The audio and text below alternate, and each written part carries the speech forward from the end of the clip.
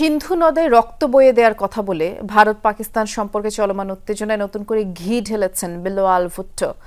Pakistan people's পার্টির চেয়ারম্যানের এই মন্তব্যের তীব্র প্রতিক্রিয়া দেখাচ্ছে ভারতীয়রা, এমনকি পাকিস্তানে হামলার দাবিও তুলছেন অনেকে। এদিকে পেহেলগামের হামলাকে হামাসের অভিযানের সাথে তুলনা করেছেন এক বিজেপি নেতা।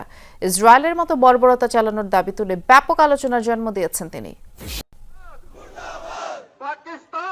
কাশ্মীরের পেহেলগামের হামলার জেরে প্রাক যুদ্ধাবস্থা বিরাজ করছে ভারত ও পাকিস্তানের মধ্যে। দুই দেশের রাজনীতিবিদরাও একে অপরের বিরুদ্ধে বিস্ফোরক সব মন্তব্য করে বিষিয়ে তুলছেন সম্পর্ক।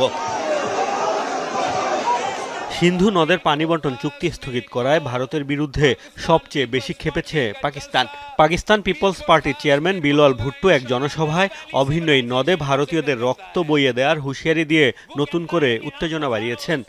সিন্ধু হামারা হ্যায়।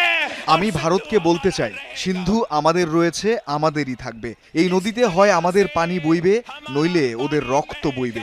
ভারত হয়তো জনসংখ্যার দিক দিয়ে বড় হতে পারে, কিন্তু পাকিস্তানের সাহসী লোক রয়েছে, তারা ভারতকে মোক্ষম জবাব দেবে। বিলওয়াল ভুট্টোর মন্তব্যের তীব্র প্রতিক্রিয়া দেখাচ্ছে ভারতীয়রা।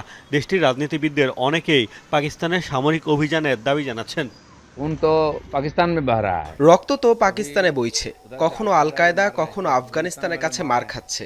আমরাও যে তাদের মারতে পারি তার ছোট ছোট নমুনাও দেখিয়েছি। এ ধরনের কথা বলা পাকিস্তানের পুরনো বদভ্যাস। এখন আর আলোচনার সময় নেই, এখন অ্যাকশন নেওয়ার সময়। আমরা চাই পাকিস্তানের সেনাবাহিনী ও সরকারকে কঠোর জবাব দেওয়া হোক, যাতে তারা পেহেলগামের ঘটনার পুনরাবৃত্তি ঘটাতে না পারে। এখনই পাকিস্তান নিয়ন্ত্রিত কাশ্মীর ফিরিয়ে এনে একে ভারতের অংশ বানানোর সময়। এদিকে বিজেপি নেতা রমেশ বিধুরি পেহেলগামের সন্ত্রাসী হামলাকে ইসরায়েলে হামাসের অভিযানের সাথে তুলনা করে নতুন বিতর্কের জন্ম দিয়েছেন। গাজায় ইসরায়েলের চলমান বর্বরতার মতোই শত্রুদের বিরুদ্ধে একই পদক্ষেপ নেয়ার দাবি তুলেছেন তিনি।